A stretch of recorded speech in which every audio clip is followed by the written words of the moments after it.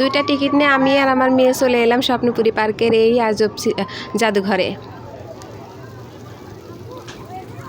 জাদুঘরের ভিতরে আছে গুহা, 10 ফিট মাটির নিচে একটা গুহা আছে। এই গুহার ভিতরে আদিম যুগের লোকজন কিভাবে জীবনযাপন করত সে সমস্ত বিষয়ে তুলে ধরা হয়েছে।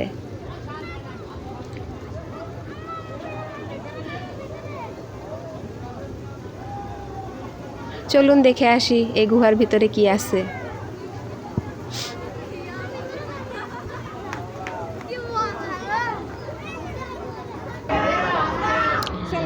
সিঁড়ি দিয়ে নিচের দিকে যাচ্ছি। 10 ফিট মাটির নিচে শুধু অন্ধকার ছিল এই গুহার ভিতরে। এই যে একটা ডাইনোসরের মূর্তি ছিল এখানে,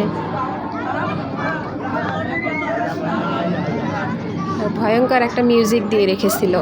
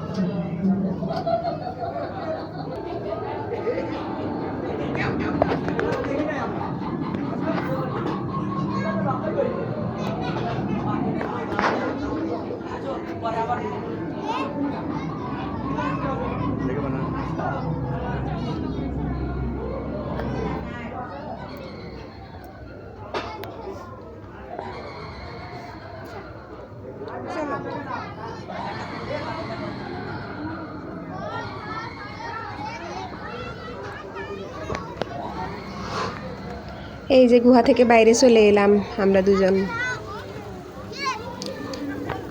গুহার ভিতরে কি ছিল আপনারা তো দেখতেই পেলেন।